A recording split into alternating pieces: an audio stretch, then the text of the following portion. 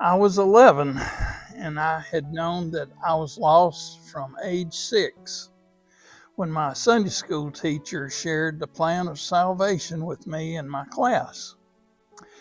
And I was very shy, and the thought of walking down that aisle in church terrified me.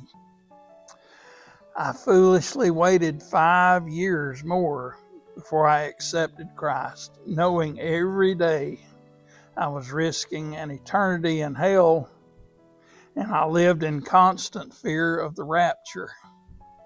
I was so afraid that sometimes at night I would call out to my parents just to make sure they were still there. We were having a revival at our church. On Sunday night, my father took me to church, and on the way, encouraged me to make a decision for Christ. And that night, I remember the evangelist saying that accepting Christ would be a decision that you would never regret. I prayed in my pew for Christ to come into my heart, and then I walked down that aisle. I have never felt such peace and relief in my entire life. And yes, I've never regretted that decision. I always went to church my whole life, and I was raised in a Christian home.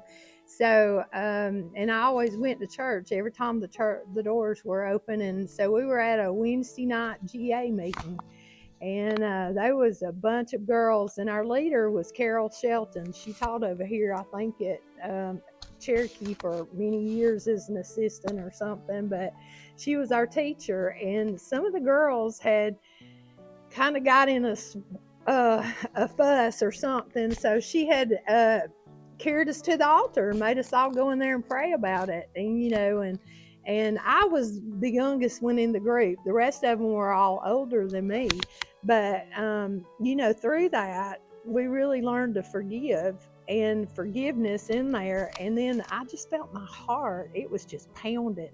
And my sister knelt down beside me, and I won't never forget it. And she said, "Hollie, do you want to be saved?" And yes, and so we went through the plan of salvation. I was baptized not long after that. And, but I was only 8 years old. It didn't take me as long as David. Slow learner. Well, just as Pastor Brigham said in last week's video, difficult times grow your faith the most and draw you closer to the Lord, and that's been true in my case. Also, Hollie and my 11 years in Celebrate Recovery has been a time well spent for both of us, as God continues to use it to point out our hurts, habits, and hang-ups that we need to continue to deal with. Like everyone else, we are works in progress. Well, like I said, I was raised in a Christian home. I didn't know anything other than that, and I was like 35 years old before I ever met somebody that didn't know the Lord. And I just thought, man, that you're going to die and go to hell. You've got to get saved. So, because all my friends, we went to church, we grew up together, all of us were Christians, but, again, I was always taught to lean on the Lord, and that when things happen, you always go to the Lord and you ask forgiveness for the things you've done. You always pray for people's healing. All those things were always taught to me from a very early age. So I wished I could say I had been faithful my whole life from accepting Jesus, but I haven't. And I strayed many times, but there was one thing that was always there, is that God always had a hold of me.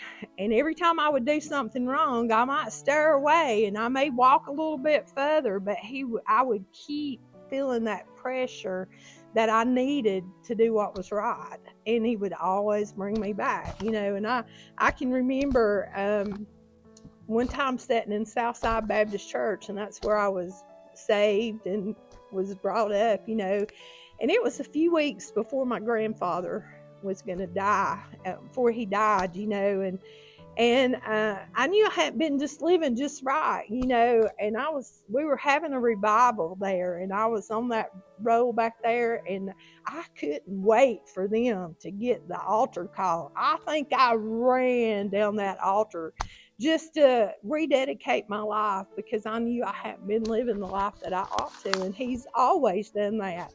Every time I would stray, he always made me feel so bad that I had to do right.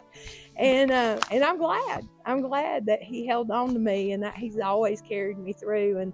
And that is what's kept David and I on the straight and narrow, is that we've always went to the Lord when things happen, good, bad, or indifferent. And he's done a lot this year. We have been estranged from our daughter for quite 2 years now, and there's been a bridge that's been built there. And so, God can do anything. He is a God of miracles, and he can do anything. And he is really restoring some stuff in our lives and in our family, and we're so grateful for that. Well, when I was going through a particularly difficult time in my life, I sought the advice of a retired minister, and he advised me to hold on to God. And that's the best advice that I could possibly offer to anyone else. When your faith is being tested, stay busy doing what you know God would have you do. There's always an abundance of opportunities of service here at our church and in the community as well. So spend your time ministering to others as you allow the Lord to minister to your life. Maintain that relationship with Jesus, and he will always see you through. I always laugh, and I tell the girls in Celebrate Recovery, I'm always saying that I don't care whatever you do. If you're just hang on by a thread. Make sure it's the hem of Jesus's garment, because he will be there for you. He will not forsake you. He will not leave you. I promise you, if you spend time in his word and you pray and you do your part, God will do the rest. He has done so many things in our life, and again, we were so broken. We've always been broken people, but when we started Celebrate Recovery 11 years ago, he did a difference in us, and he continues to show us our wrongs and where we need our hurts and our habits and our hang-ups. And a lot of times the way you act and the way you do things is caused from things that happen to you that you have no control over. And but I have found that Jesus is the answer. And that's what I try to tell my grandkids. If you've got Jesus, you got everything you need. You don't need me. You don't need your granddaddy. You don't need anybody but Jesus, because he will see you through and he won't let you down. If I might take this time, I'd like to just put in a plug for Celebrate Recovery. If you've never seen Celebrate Recovery in action, please just come one night. Have a complimentary dinner with us. We'd love to have you come and just see what we do, and I believe you'll receive a blessing from it.